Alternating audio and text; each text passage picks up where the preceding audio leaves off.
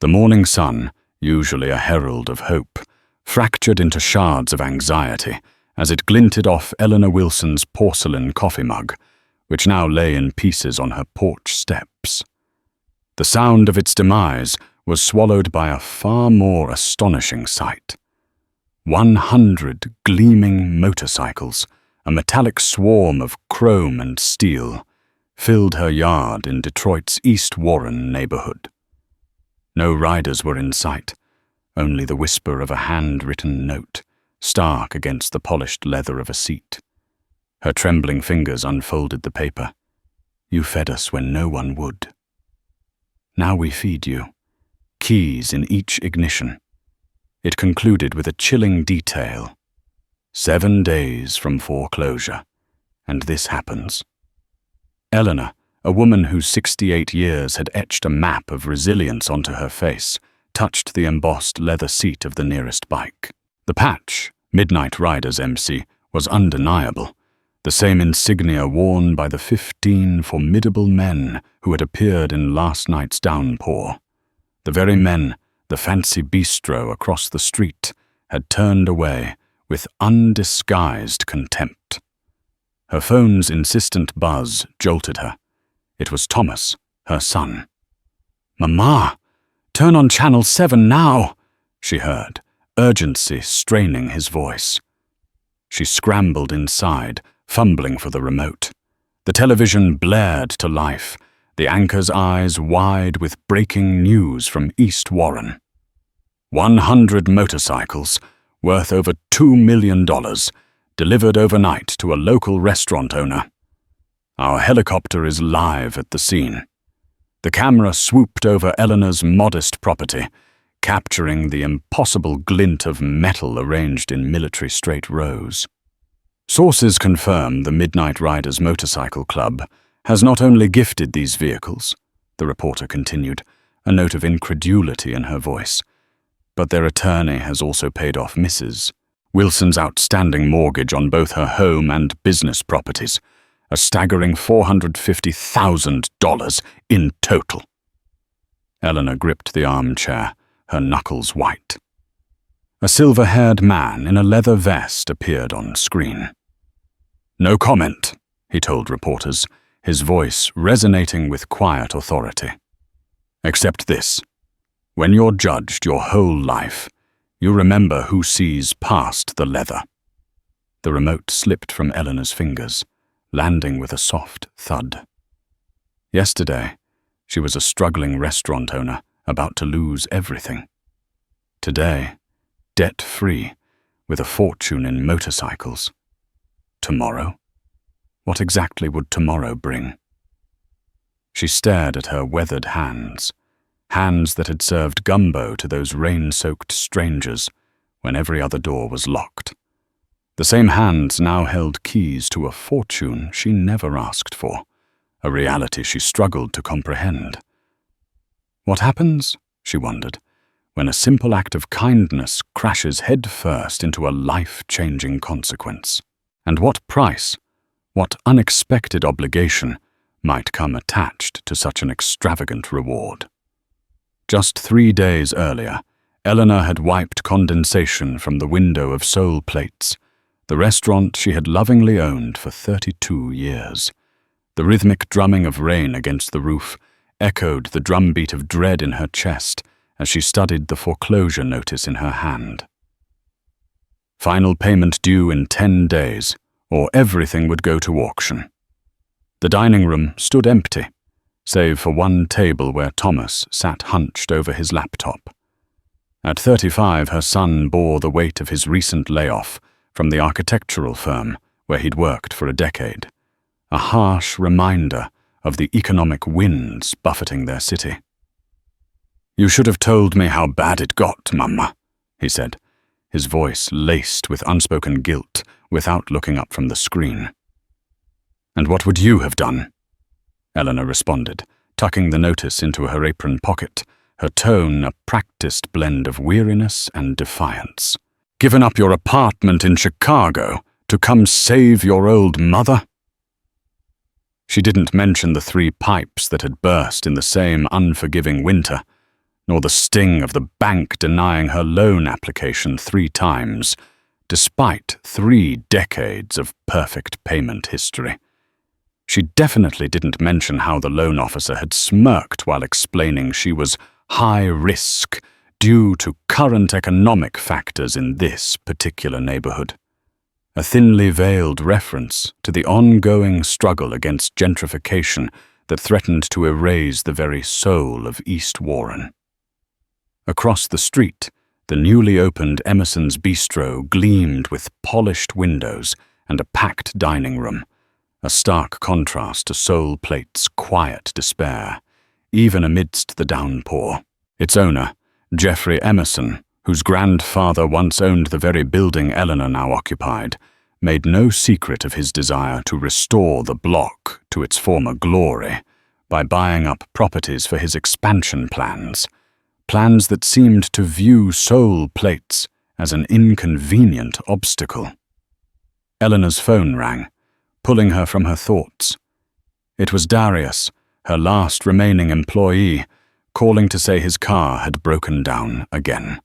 She couldn't blame him, working for reduced wages these past months while she fought to stay afloat. "Don't worry about it, baby," she'd said, trying to infuse warmth into her voice.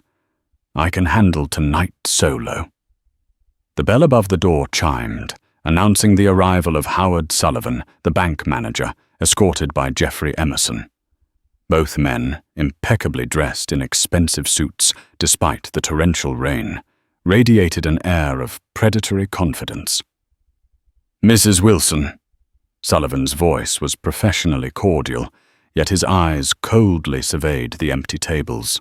"I was in the neighborhood and thought I'd check in regarding our arrangement." "My payment's going to be on time, Mr. Sullivan," Eleanor asserted, straightening her spine, battling the arthritis flaring in her lower back. Jeffrey interjected smoothly. "Eleanor, I've prepared a very generous offer." He slid an envelope across the counter. "Given the circumstances, this is more than fair." The amount on the paper inside was barely enough to cover her outstanding mortgage, offering nothing for the 3 decades of blood, sweat, and tears she'd poured into the place. Nothing for starting over. "This place has been in my family since my grandmother converted it from a laundry in 1967, Eleanor replied, her voice filled with a quiet pride. She scrubbed white folks' floors for 20 years to save up for this building. "History doesn't pay bills, Mrs. Wilson," Sullivan countered with practiced sympathy, his gaze drifting towards Emerson. "And the neighborhood is changing. You might want to consider this opportunity before it expires." Thomas appeared beside her, having overheard the exchange, his jaw tight. "My mother said she'll make the payment, gentlemen." Jeffrey smiled thinly. "Of course. Though in this economy, with establishments like yours struggling and more contemporary options thriving, it might be prudent to consider alternatives." After they left, Thomas slammed his palm against the counter in frustration. "They're waiting for you to fail, Maha. Sullivan is probably fast-tracking Emerson's loan for the whole block while denying yours." "They've been waiting for me to fail for 32 years, Eleanor responded, returning to the kitchen, where she methodically prepared for a dinner service that would likely bring in fewer than 10 customers. Through the window, she watched couples hurrying through the rain into Emerson's Bistro, where a sign advertised a wine-tasting event. She saw the host turn away a young black couple, gesturing to a reservation-only sign that hadn't been there yesterday. Another subtle ripple in the tide of change. The couple walked to Soul Plates instead, shaking off rain as they entered. "Mrs. Wilson, smells amazing in here as always," said Tasha, a nurse at Detroit Medical who'd been coming in since she was a child, her familiar face a balm to Eleanor's frayed nerves. "Two specials?" Eleanor asked, already knowing their order. "You know it, and we're celebrating tonight. Jason got the promotion." Eleanor served them her grandmother's recipe for braised short ribs. The sauce simmered for 12 hours, a taste of history and enduring love. As they ate, more regulars trickled in. Not enough to fill the restaurant, but enough to remind her why she kept fighting. Her food carried memories, traditions, connection, a quiet defiance against the forces seeking to erase them. After closing, Eleanor counted the night's earnings. Not enough, not nearly enough. 7 days until she lost everything. She considered calling her daughter in Atlanta, who'd been begging her to retire, to move south, to let go of the struggle. But giving up soul plates meant giving up the last physical connection to her grandmother, who taught her to cook, to her late husband, who built the tables with his own hands, to a lifetime of feeding her community.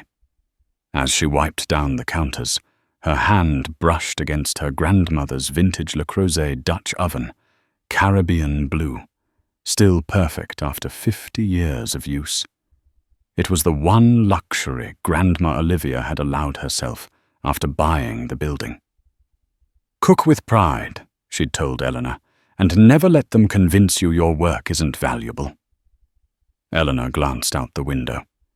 Jeffrey Emerson stood across the street, phone to his ear, pointing towards her building.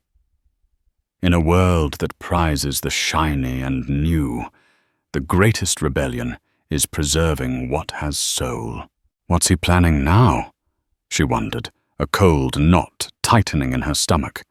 And how was she going to pull off a miracle in 7 days when 32 years of hard work hadn't been enough to protect what was hers? The next morning, Eleanor arrived at Soul Plates earlier than usual. Sleep had evaded her, her mind racing with calculations and possibilities, none of them promising. She found a white envelope taped to the door.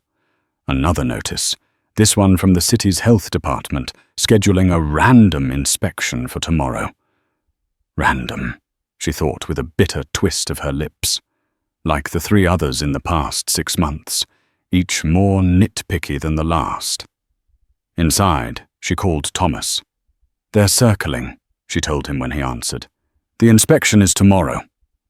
Thomas sounded alert despite the early hour. "I'll be there." "My friend Cornell works in the city planning office.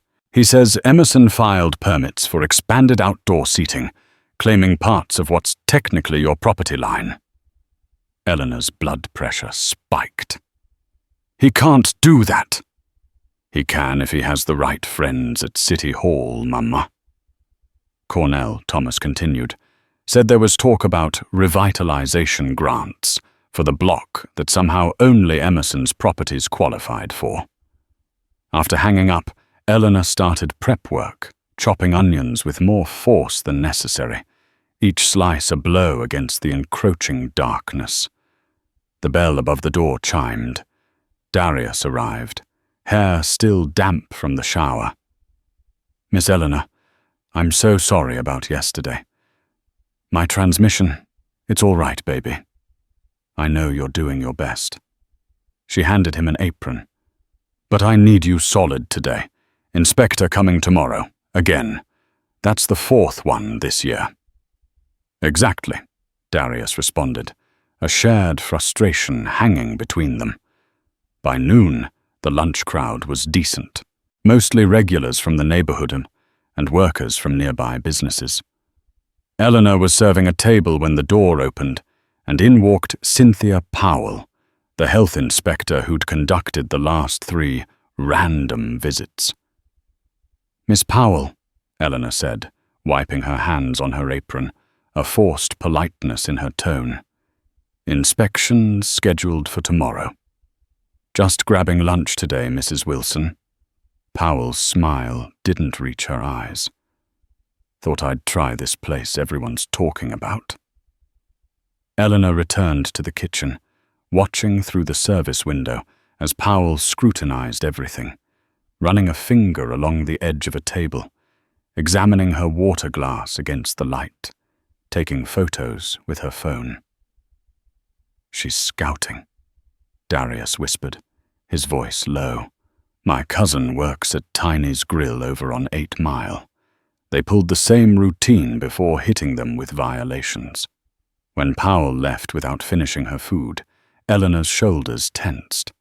The afternoon brought a new problem. The food supplier delivered only half her order, claiming a system error with her account. "Your credit hold was activated," the delivery man explained uncomfortably.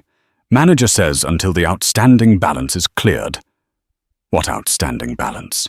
I paid the invoice last week." The man shrugged. "Above my pay grade, ma'am." Eleanor called the supply company, navigating an automated system for 20 minutes before reaching a representative who confirmed her payment was received, but flagged for review. A process that could take 7 to 10 business days to resolve. "I need those supplies today," she insisted, desperation creeping into her voice. "I understand your frustration, but there's nothing I can do until the financial department clears the hold." After another hour of calls and being transferred between departments, Eleanor hung up in frustration. She'd have to use what she had and make an emergency run to the restaurant supply store, paying retail prices she simply couldn't afford. As she was counting cash from the register to fund this unexpected expense, Jeffrey Emerson appeared at the counter. "Having supplier troubles?" he asked, his tone suggesting he already knew the answer. Eleanor stared at him. "You did this?" "Did what?" "I'm just a businessman noticing another business struggling." He leaned in, his voice a low sneer. "My offer stands, Eleanor. Though I should mention property values on this block are dropping with all these inspection issues happening. My number might need to be adjusted downward soon." After he left, Eleanor's hands shook so badly she dropped a stack of plates. The crash brought Darius running. "Miss Eleanor, you okay?" She nodded, though she was anything but okay. "Need you to watch the place for an hour. I've got to get supplies." At the restaurant supply store, Eleanor filled her cart with only the essentials, calculating costs as she went. The total was still more than she could comfortably spare. As she was checking out, her credit card was declined. "Try it again," she told the cashier. Declined again. She tried her personal card. Same result. The cashier looked uncomfortable as the line grew behind Eleanor. "Maybe call your bank?" Eleanor stepped aside, her cheeks burning with humiliation as she called the bank. After providing multiple forms of identification and answering security questions, she learned both her business and personal accounts had been flagged for suspicious activity and temporarily frozen. "This is the 4th case I've handled today from your neighborhood," the bank representative said, oblivious to the coordinated attack. "Might be a data breach at one of the local merchants." By the time Eleanor got the freeze lifted and returned to sole plates with the supplies, 2 hours had passed. She found Thomas arguing with a city official outside the restaurant. "What now?" she asked, lugging bags from her car. The official, a thin man with a clipboard, looked bored. "Complaint about signage violations. Your awning extends 6 inches beyond regulation, and your sidewalk sign creates a pedestrian obstacle." "That awning and sign have been there for 30 years, Eleanor protested, her voice rising. "Regulations changed last month," he stated flatly, handing her a citation. "You have 48 hours to comply or face fines of $200 per day." Eleanor watched him walk directly across the street to Emerson's Bistro, where the outdoor seating clearly extended beyond property lines, and nod cordially to Jeffrey before driving away without inspection. "This is coordinated," Thomas said, taking bags from her hands, his voice tight with anger. They're trying to bury you in violations and complications before the mortgage deadline. Inside, Darius looked anxious. Miss Eleanor, we've got another problem. The health department called while you were gone. They've moved tomorrow's inspection to today. Said they're arriving in an hour. Eleanor set down her purse, drew a deep breath, and tied her apron with determined hands. Thomas, run to the hardware store. Get cleaning supplies, the industrial strength stuff. Darius, start pulling everything out of the refrigerators. I'll call Tasha and see if any of her hospital friends can come for an early dinner. We need this place full and functioning when they arrive. The next hour was a blur of activity. Thomas scrubbed every surface. Darius reorganized storage areas, and Eleanor cooked with focused intensity, the familiar rhythm of the kitchen a grounding force. Several of Tasha's colleagues arrived, filling tables just as Inspector Powell walked in with 2 assistants. For the next 2 hours, they scrutinized every corner of sole plates, while Eleanor continued service, her smile fixed in place as she felt Powell's eyes following her every move, searching for a flaw. Finally, Powell approached the counter with her clipboard. Several minor violations, Mrs. Wilson. Eleanor reviewed the list. A loose refrigerator gasket, boxes stored too close to the floor, a hairline crack in one tile beneath the sink. Nothing critical, but these will need to be addressed within 72 hours. Powell's expression was unreadable. We'll return for follow-up. After they left, Eleanor slumped against the counter. 3 more problems to solve with money she didn't have. The dinner service continued, busier than usual thanks to Tasha's friends. But Eleanor's thoughts were elsewhere. 3 days until the mortgage payment was due. Suppliers restricting credit, equipment needing repairs, citations requiring immediate attention. As she was closing up, rain began falling again. Gentle at first, then a sudden downpour that sent rivers down the street, mirroring the rising despair in her heart. Eleanor watched water pool at the corner where the city's promised drainage improvements never materialized in this neighborhood. Another broken promise in a long line of them. Her phone rang. Thomas checking in. I'm fine, she told him, though her voice betrayed her exhaustion. Just finishing up. I've been making calls all day, Mama. Something's not right with how coordinated these problems are. Cornell, he added, was looking into the inspection patterns, and he had a friend at Channel 7 who might be interested in a story about targeted enforcement. We don't have proof, Thomas. Not yet, she said, but the call cut off as thunder crashed overhead, a deafening punctuation to her despair. Eleanor tried redialing, but the service was out. The lights flickered once, twice, then stabilized. She was wiping down the last table when a flash of lightning illuminated the street outside. Through the curtain of rain, she saw a line of motorcycles approaching, headlights cutting through the darkness. They stopped directly in front of sole plates. 15 riders in black leather jackets, soaked to the skin. The lead rider dismounted and approached her door. Eleanor hesitated. The neighborhood had its share of motorcycle clubs, some with unsavory reputations. She'd never had trouble with them, but 15 large men arriving at closing time during a storm set off warning bells. The rider knocked through the glass. Eleanor saw a weathered face beneath a grey beard, eyes squinting against the rain. Behind him, the others waited, shoulders hunched against the downpour. Against her better judgment, Eleanor moved to the door. Her grandmother always said you could tell a person's character by how they ask for help. She turned the lock and opened the door a crack. We're closed, she said, her voice firm despite her apprehension. Ma'am, the man said, rain dripping from his beard. "We got caught in this storm. Every place is closed or won't serve us. We saw your lights. Could we just wait it out? Maybe get some coffee?" Eleanor studied his face, then looked past him to the others. Diverse in age and race, but all wearing the same leather cuts with a distinctive insignia, a midnight blue rider against a silver moon. Across the street, she noticed Jeffrey Emerson watching from his bistro window, phone in hand, pointing toward the bikers. The man followed her gaze.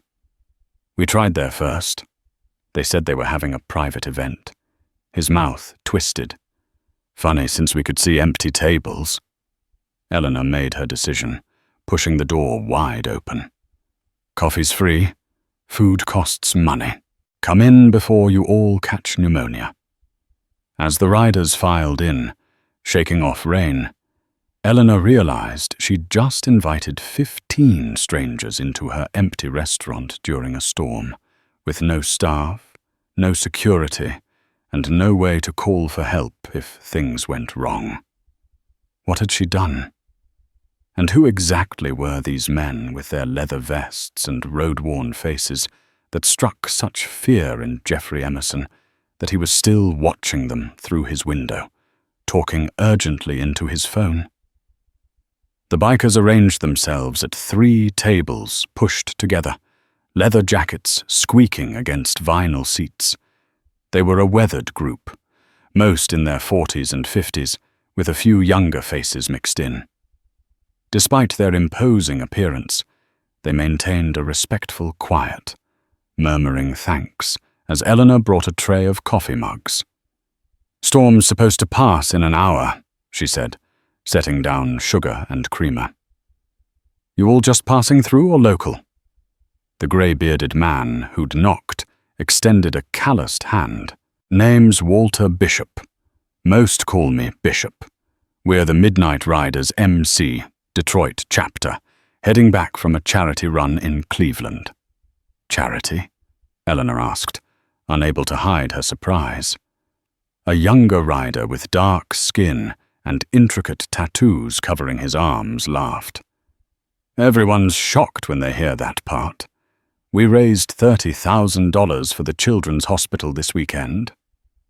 Eleanor nodded, embarrassed by her assumption. "Menu's limited this late, but I've got gumbo that's been simmering all day. Or I can do breakfast."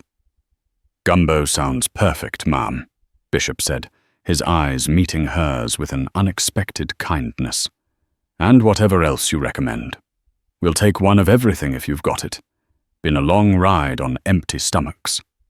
As Eleanor returned to the kitchen, she heard them discussing the storm, routes home, families waiting. Normal conversation, not the rowdy behavior she'd half expected. Through the service window, she watched them remove their wet jackets, revealing T-shirts beneath, some with family photos printed on them, others with veteran insignias. She prepared 15 bowls of gumbo, adding cornbread fresh from that afternoon. As she worked, she noticed one rider, a tall man with salt and pepper dreadlocks, studying the foreclosure notice she'd left on the counter by mistake. When she emerged with the first tray, he quickly set it down, but not before she saw the concern in his eyes. "7 days is a tight timeline," he commented. "Banks don't give much breathing room these days." "They never have," Eleanor responded, setting down bowls. "Not in this neighborhood anyway." While the men ate, Eleanor busied herself with cleanup, listening to their conversation drift from motorcycles to family to community projects.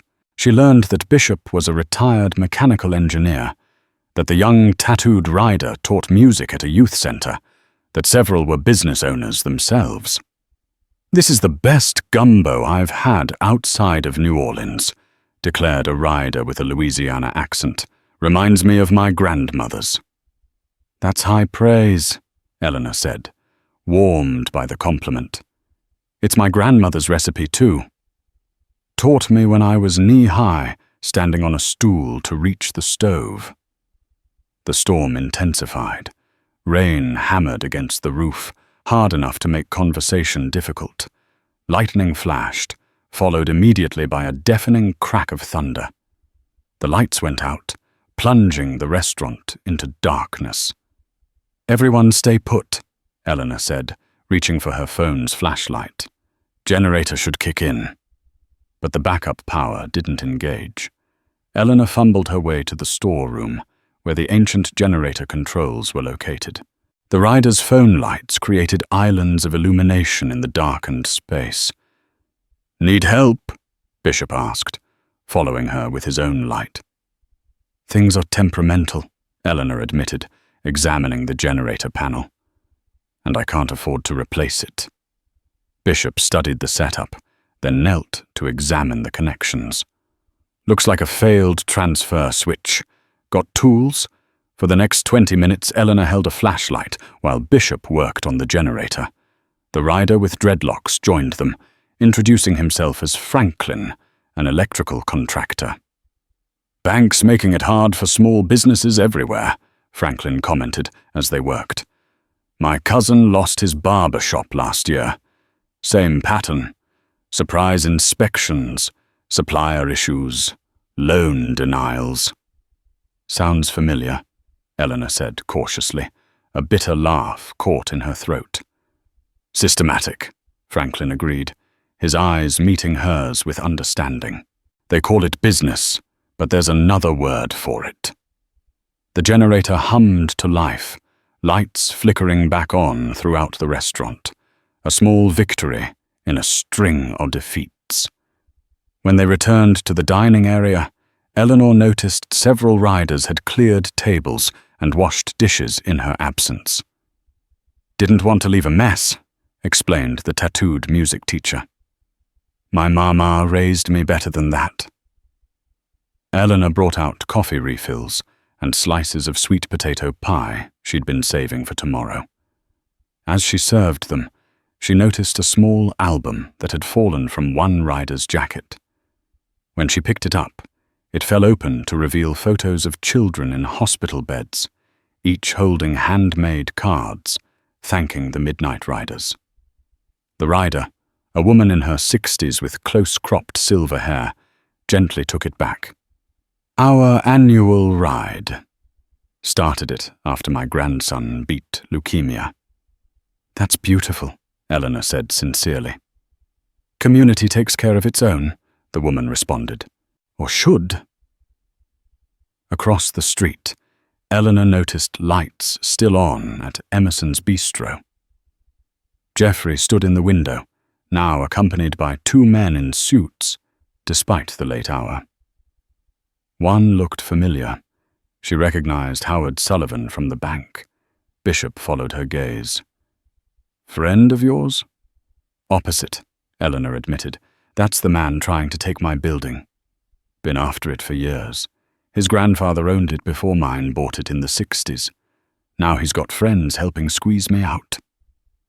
Bishop studied the men across the street, his expression hardening.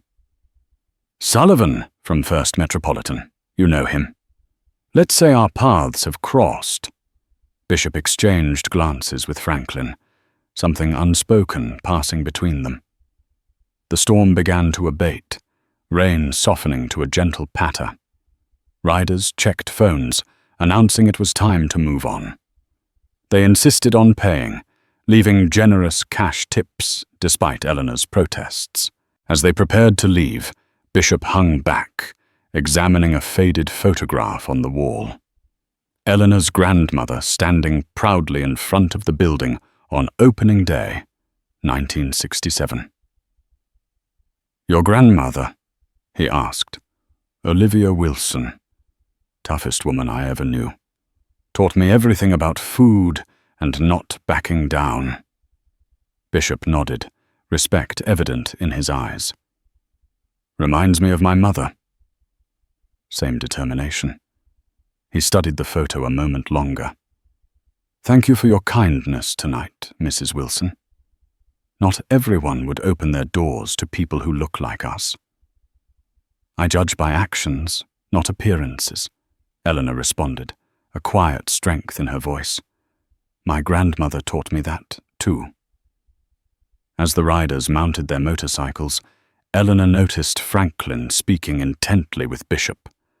Both men glancing back at the restaurant, then across to Emerson's bistro, where the bank manager remained visible through the window. Franklin approached Eleanor one last time, handing her a business card with just a phone number. If you need anything before your deadline, call this number. Day or night. I couldn't. Just keep it, he insisted, his gaze piercing. Sometimes the strangers who help you aren't strange at all, just waiting to be recognized. The riders departed in a rumble of engines, leaving Eleanor standing in her doorway, Franklin's card in her hand, wondering about the strange intensity in his eyes when he'd mentioned the bank. What connection did these men have to Sullivan? And why did she feel like something significant had just happened? Something beyond simply feeding hungry travelers caught in a storm. The next morning, Eleanor arrived at Soul Plates to find Thomas already there, pacing anxiously. You weren't answering your phone, he said, concern etched on his face. I was worried. Power went out during the storm. Battery died. Eleanor unlocked the door, noticing something strange. A small envelope taped beside the handle, her name written in precise handwriting. Inside was a business card for Bishop's Custom Restorations and a note. Service completed with appreciation. Call if issues arise. What service? Thomas asked, reading over her shoulder. Eleanor checked the generator room and found the entire system had been upgraded. New transfer switch, rewired connections, even a digital control panel replacing the ancient analog one. Those bikers did this, she realized, a slow dawning of awe. After I closed, they must have come back. Bikers? What bikers? Thomas looked alarmed. Eleanor explained about the midnight riders and their visit during the storm, including Franklin's cryptic comments about the bank. Thomas ran a hand through his hair. Mama, do you know who the midnight riders are? They're not just any motorcycle club. Their president, Walter Bishop, used to be one of the top financial fraud investigators in the state before he retired. And they've got members who are lawyers, contractors, even a judge. How do you know this? Eleanor asked, bewildered. They sponsored the youth architecture program I volunteered with last year. These aren't outlaw bikers. They're professionals with motorcycles and a community service mission. Eleanor sat heavily, processing this information, the sheer unexpectedness of it all. As if on cue, her phone rang. It was the supplier, profusely apologizing for yesterday's system error and offering to deliver her full order immediately, including several items at no charge for the inconvenience. After hanging up, she checked her email to find notification that the health department had cleared all violations without requiring a follow-up inspection.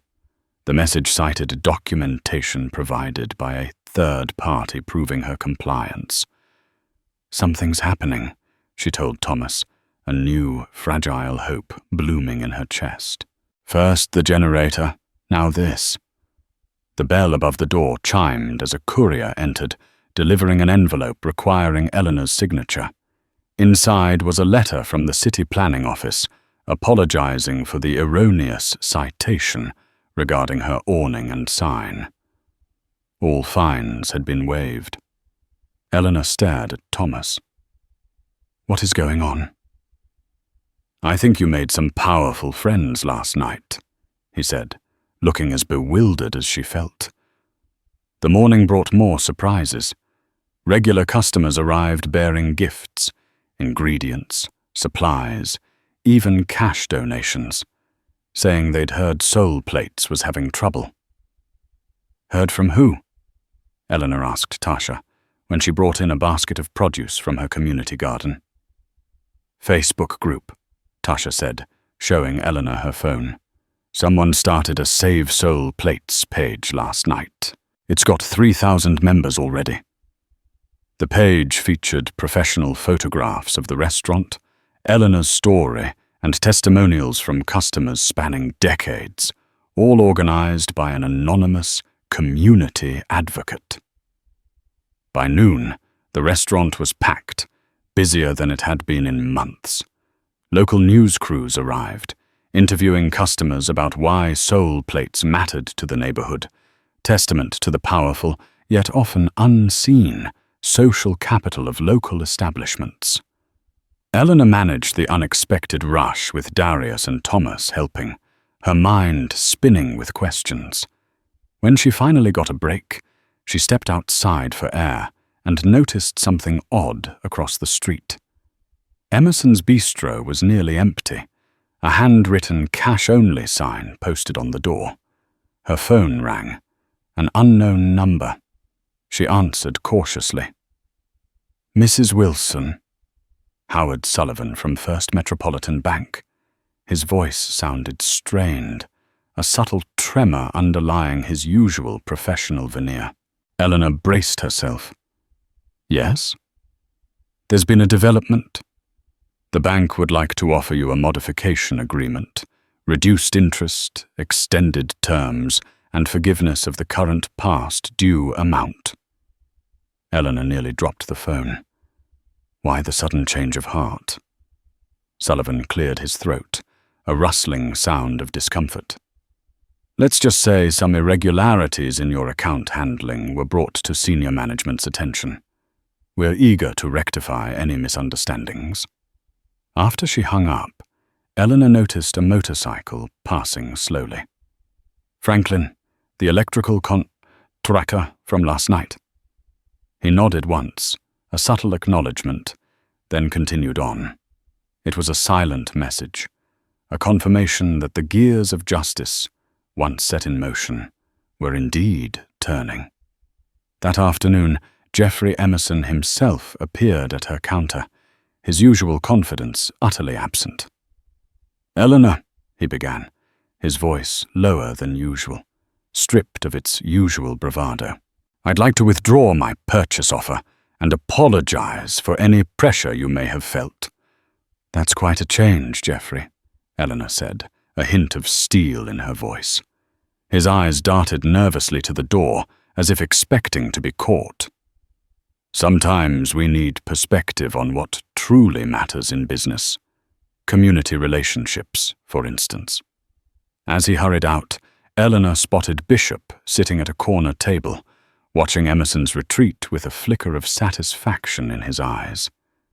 Bishop approached the counter, his presence radiating a quiet power. "Beautiful day, isn't it, Mrs. Wilson?" "Surprisingly so," Eleanor agreed, a genuine smile finally gracing her lips. Almost like magic. Bishop smiled, a knowing glint in his eye. "Not magic, Justice. Sometimes it just needs a little help arriving on time." He placed a folder on the counter. "You might want to review these documents." Inside were copies of emails between certain parties, discussing how to accelerate property acquisition in this neighborhood through rather questionable means. Eleanor opened the folder, scanning emails between Sullivan, Emerson, and city officials, outlining a coordinated plan targeting her business specifically. "How did you get these?" she whispered, her voice barely audible. "Let's just say Franklin has skills beyond electrical work, and I spent 30 years investigating financial fraud before I retired." Bishop's eyes were kind but determined. "What you're experiencing isn't bad luck, Mrs. Wilson. It's targeted predation, and we don't stand for that in our community." 2 days passed in a whirlwind of activity. Soul Plates remained unusually busy, the Save Soul Plates movement growing beyond anyone's expectations, fueled by social media and local news coverage that highlighted Eleanor's resilience and the suspicious actions of the bank and developer. Eleanor deposited enough cash to cover the modified mortgage payment with room to spare, a moment of profound relief. Then, just as victory seemed within grasp, everything collapsed. Eleanor arrived Thursday morning to find police cars surrounding her restaurant, officers stringing crime scene tape across the entrance. A detective met her at the perimeter. "Mrs. Eleanor Wilson, I'm Detective Brooks. We need to ask you some questions about your association with the Midnight Riders Motorcycle Club." Eleanor's heart pounded, a frantic drum against her ribs. "What's happened?" "Last night, someone broke into First Metropolitan Bank's data center and the city planning office. Files were accessed, security systems disabled." Brooks studied her face, his gaze unnervingly direct. Around the same time, Jeffrey Emerson was assaulted outside his home. He's in stable condition, but insists the attackers mentioned soul plates. "That's ridiculous," Eleanor protested, her voice sharp with indignation. "I had nothing to do with any of this." "Perhaps not directly," Brooks conceded, but his tone held a lingering suspicion.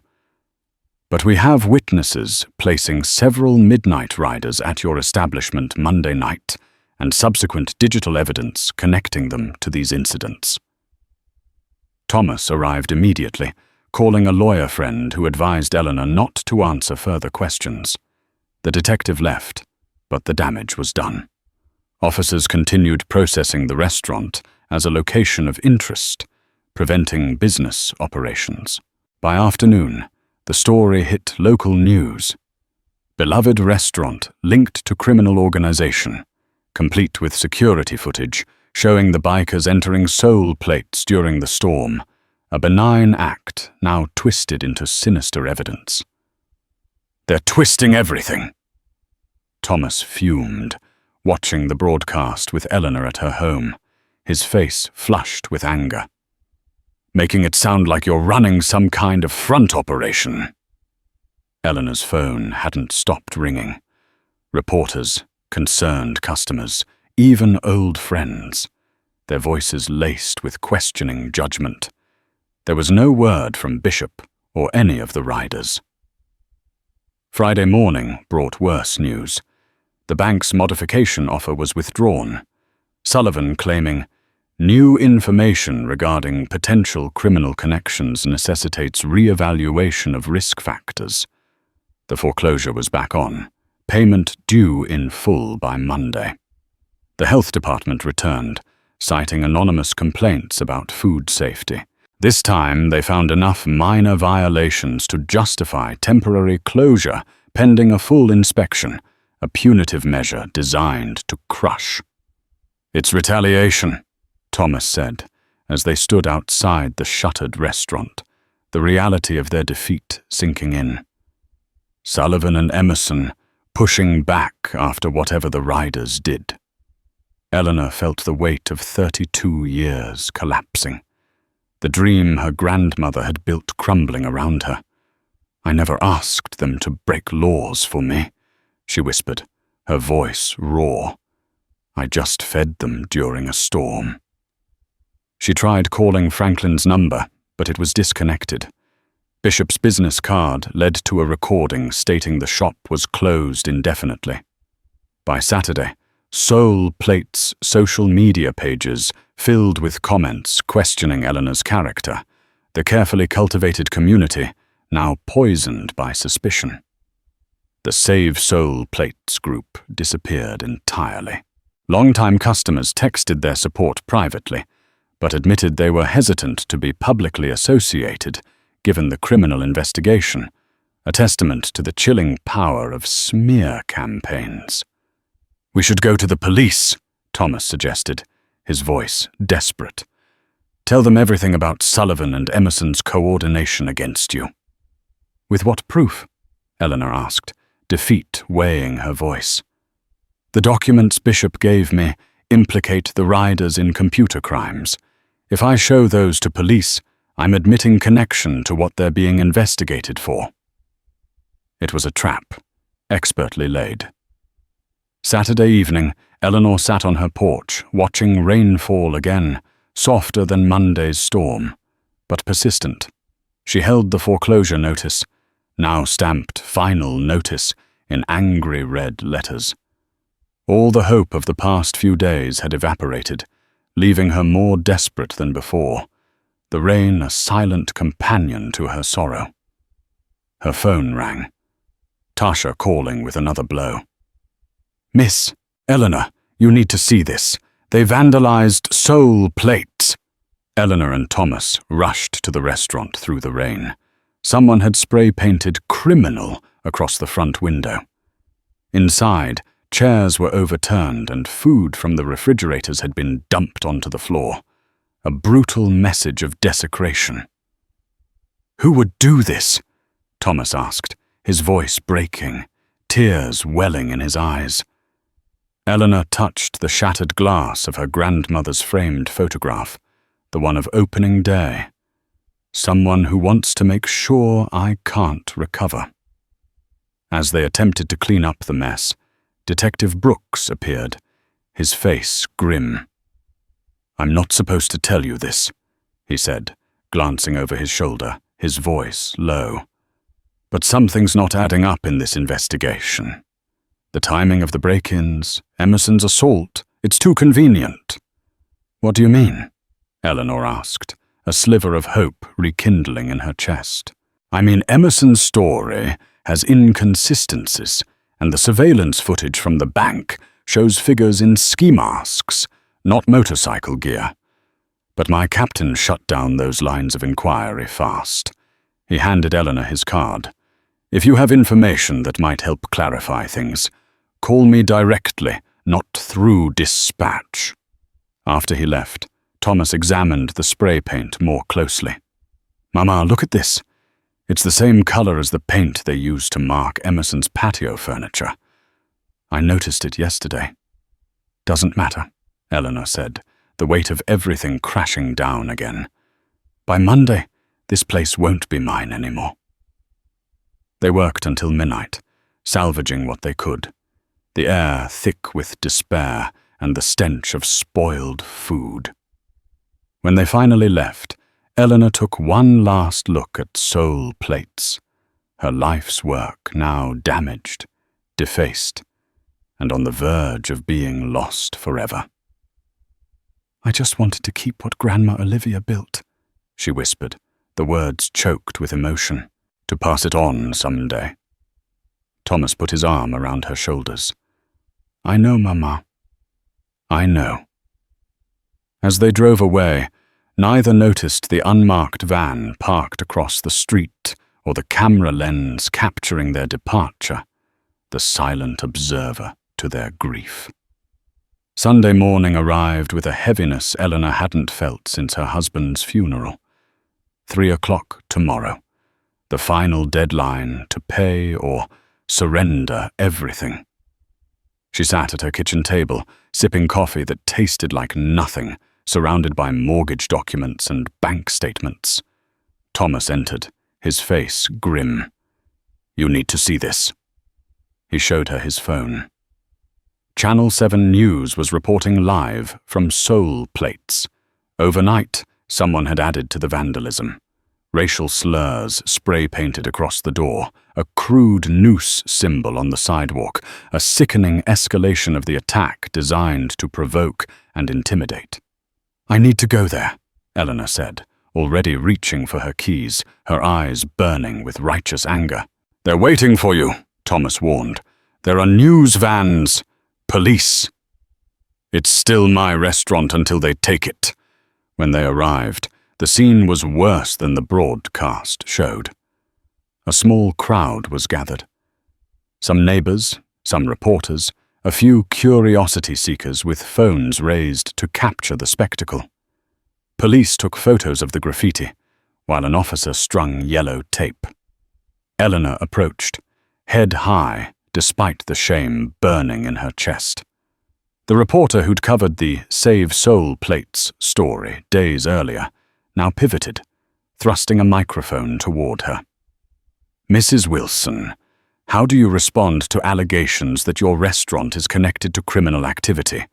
And what about these troubling racial elements in the vandalism? Before Eleanor could answer, a voice, strong and clear, cut through the crowd. Perhaps you should be asking who benefits from this narrative. Franklin emerged from between two news vans, immaculate in a tailored suit rather than motorcycle leathers. Behind him walked 3 other riders, similarly transformed, including the silver-haired woman, now wearing a federal prosecutor's badge. "I'm Franklin Washington, attorney for Mrs. Wilson," he announced, his voice resonating with authority, loud enough for all cameras to capture. "And we've brought evidence of who's really responsible for all this." He held up a flash drive. "Last night's vandalism was captured on cameras we legally installed with Mrs. Wilson's permission after the first break-in. We have clear footage of the perpetrators." Detective Brooks pushed through the crowd, his face a mixture of surprise and professional eagerness. "I need to see that evidence immediately." Franklin nodded, handing him the drive. "You'll find it interesting that the men who painted these slurs arrived in a catering van registered to Emerson's Bistro." Murmurs rippled through the crowd, the reporter's eyes widening at this unexpected development. "That's not all," Franklin continued, his gaze sweeping across the stunned faces. "We've also documented a systematic campaign of harassment and financial sabotage against Mrs. Wilson's business, conducted by Jeffrey Emerson in coordination with bank officials and city employees." Eleanor watched in stunned silence as the scene transformed around her. Police officers, who'd been treating her property as a crime scene, now turned their attention across the street. More patrol cars arrived, and Detective Brooks emerged from his vehicle, where he'd been reviewing the footage, immediately dispatching officers toward Emerson's Bistro. Thomas gripped Eleanor's hand, his voice a bewildered whisper. "What's happening?" Franklin approached them, speaking quietly, his voice a balm after days of torment. "Bishop asked me to apologize for our silence these past days. We needed to disappear to finish building the case properly, legally. The evidence we gave you was just the beginning." "I thought you were hackers," Eleanor said, a slight tremor in her voice. Franklin smiled. "Some skills from past lives come in handy. But no, we did this by the book. Subpoenas, whistleblowers, financial forensics." Bishop's old colleagues at the FBI were quite interested in the pattern once we showed them. As if summoned by Franklin's words, a line of black SUVs pulled up. Men and women in FBI windbreakers exited, carrying document boxes into Emerson's Bistro, a stark symbol of federal intervention. Across the street, Jeffrey Emerson was being escorted to a police car, protesting loudly, his earlier swagger replaced by a panicked desperation. "I don't understand," Eleanor said, her voice still laced with disbelief. "Why would the FBI care about my restaurant?" "Because your situation isn't unique," said a familiar voice. Bishop approached, dressed in a suit that transformed him from biker to the federal investigator he once was, radiating an aura of quiet authority. "Mrs. Wilson, what happened to you is happening across 5 states. Small businesses, particularly minority-owned ones, targeted for acquisition through coordinated harassment campaigns." He gestured to the silver-haired woman, who now stood beside him.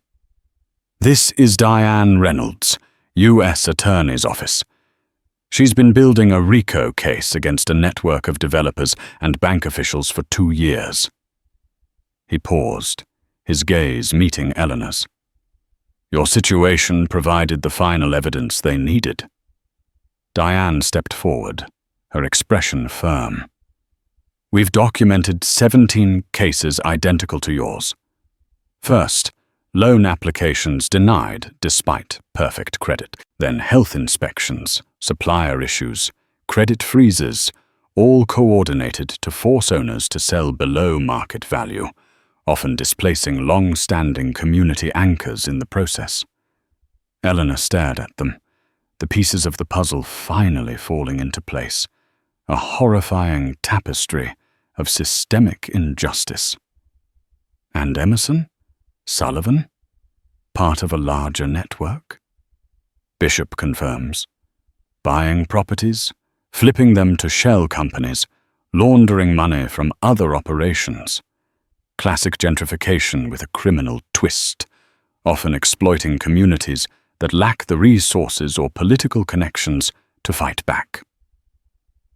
The reporter listening nearby approached with her cameraman, her eyes wide with the unfolding story. Mr. Bishop, are you saying this local restaurant owner uncovered a multi-state criminal conspiracy? No, Bishop said firmly, his voice cutting through the rising clamor. I'm saying Mrs. Wilson showed kindness to strangers during a storm. Everything else followed from that simple act. He turned to Eleanor, his voice softening, a profound emotion in his eyes.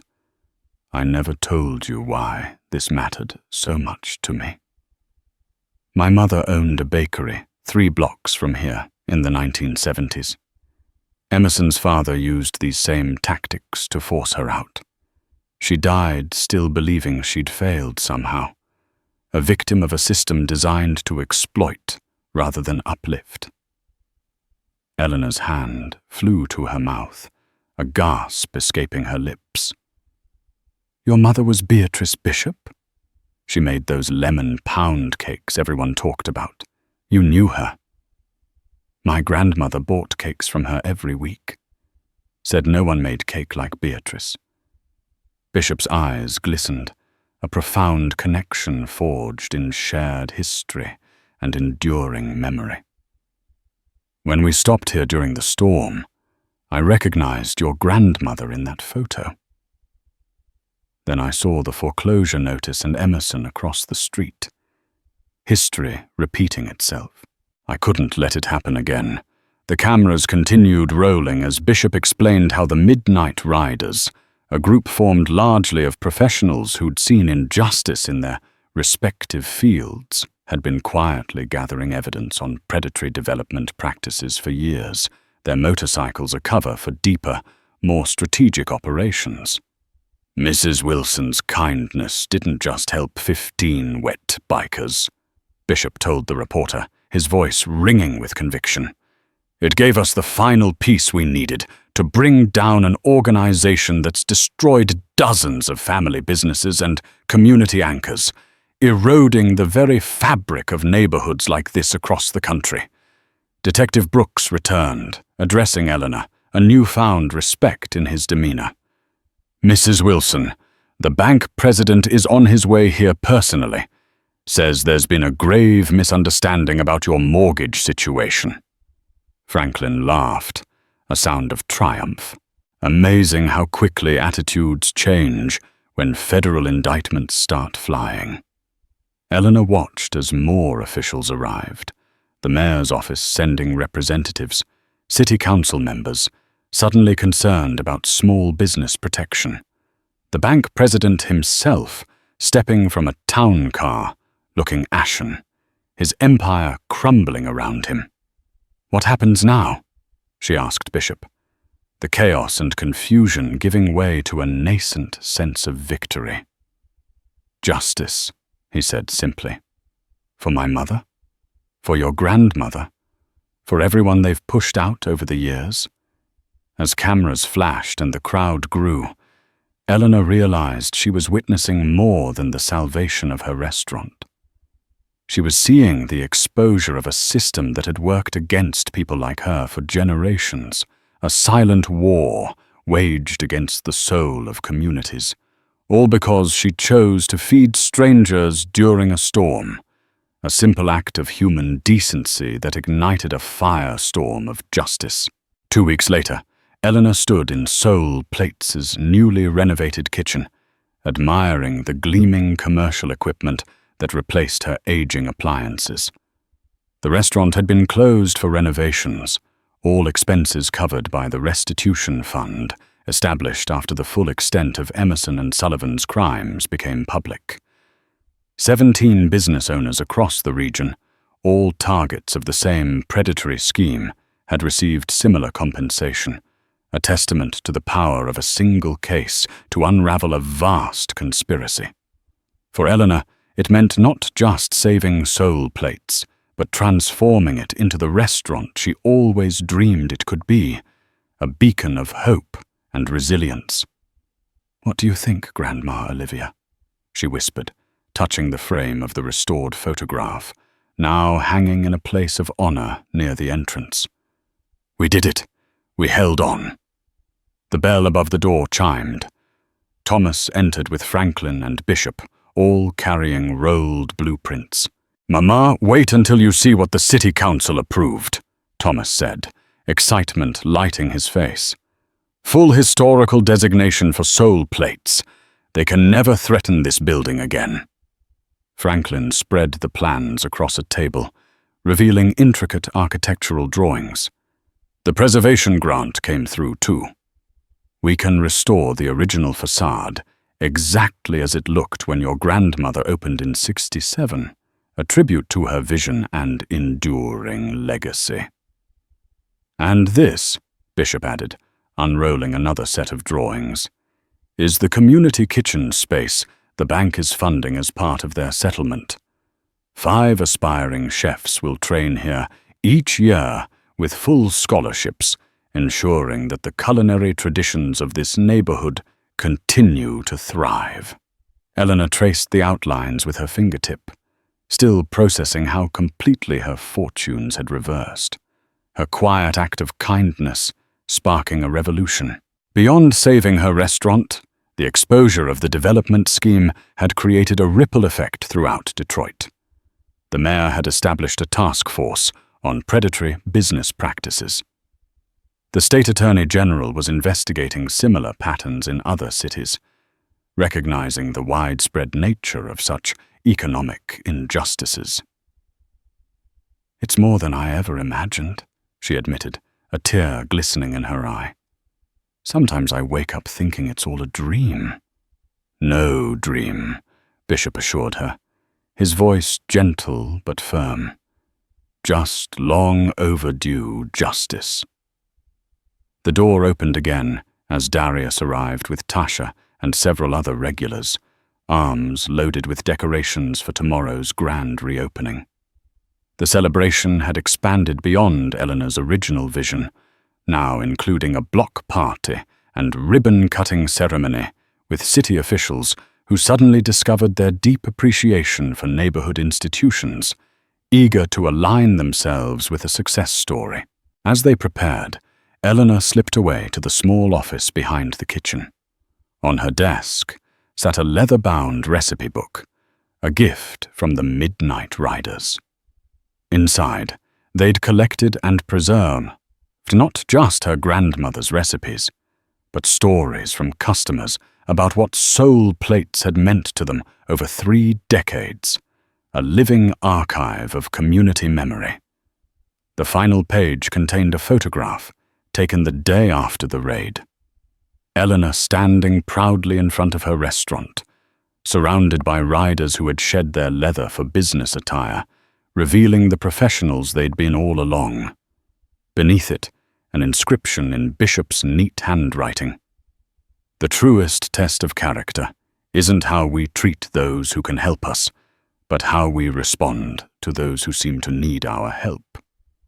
Eleanor heard laughter from the dining room, Thomas showing Tasha's children how to hang streamers, Bishop and Franklin debating the perfect position for the restored vintage neon sign, a glowing symbol of enduring spirit. Darius directing the placement of new tables, handcrafted by a rider who owned a furniture business, each piece a testament to solidarity.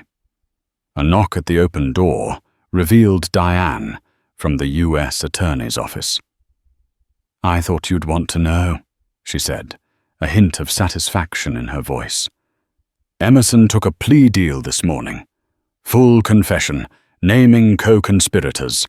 The whole network is coming down." Eleanor nodded, satisfaction warming her chest, the weight of years of injustice finally lifting. "And Sullivan?" Cooperating, it seems he's eager to reduce his sentence by detailing how the bank targeted specific neighborhoods, revealing the inner workings of their predatory system. Eleanor stepped out to rejoin the others, surveying the space that had been her life's work. Tomorrow, Soul Plates would reopen stronger than ever, not just a restaurant, but a symbol of resistance against those who would erase community history in the name of progress, a vibrant monument to the power of human connection. She caught Bishop's eye across the room. He raised an invisible toast, his smile acknowledging everything they'd accomplished together. "To kindness," he mouthed silently. "To justice," she replied, her heart full. 1 year later, the line outside Soul Plates stretched down the block despite the summer heat. Inside, Eleanor moved through the packed dining room, greeting regulars and newcomers alike. The restaurant's revival had made it a destination, featured in food magazines, tourism guides, and most recently, a documentary about community resistance to predatory development, a national emblem of local resilience. At a corner table, Thomas sat with investors, discussing the community architecture firm he'd launched, specializing in preserving historic neighborhood buildings while creating affordable housing, building a future rooted in respect for the past. The blueprints spread before them showed his first major project, converting an abandoned department store into mixed-use space with Soul Plates' community kitchen as its anchor, a direct manifestation of Eleanor's enduring legacy. Through the window, Eleanor watched a parade of motorcycles approach. The Midnight Riders, now a celebrated force for good, escorting a group of young entrepreneurs for today's workshop. Since the case broke open, the Riders had formalized their community advocacy, establishing a legal aid fund for small business owners facing similar challenges across the country. Their quiet acts of kindness, now a systemic force for justice. Bishop entered, no longer the intimidating figure from that stormy night, but a familiar friend, his face etched with wisdom and quiet triumph. "Ready for your first ride?" he asked, holding out a leather jacket with Soul Plates embroidered across the back, a playful glint in his eye. Eleanor laughed, a joyful sound that filled the bustling room. "At my age?" "My mother always said she'd ride one day, but waited too long." Bishop reminded her gently, some opportunities don't come twice. Outside, under a perfect blue sky, Eleanor Wilson, grandmother, restaurant owner, and unexpected catalyst for change, climbed onto the back of Bishop's motorcycle. As they led the parade down streets once threatened by erasure, now protected by new regulations and watchful communities, she raised her fist in triumph, a symbol of her enduring spirit. When you stand firm in your worth, even storms bring allies. Has someone extended unexpected kindness to you? Or have you helped a stranger only to find the good returned multiplied? Share your story and remind us all. Sometimes recognition comes from the most unexpected places. If this story moved you, don't let it end here. Hit like to help others discover these powerful narratives of kindness, justice, and resilience. Every week, we bring you authentic tales where underdogs triumph and humanity shines through the cracks of broken systems.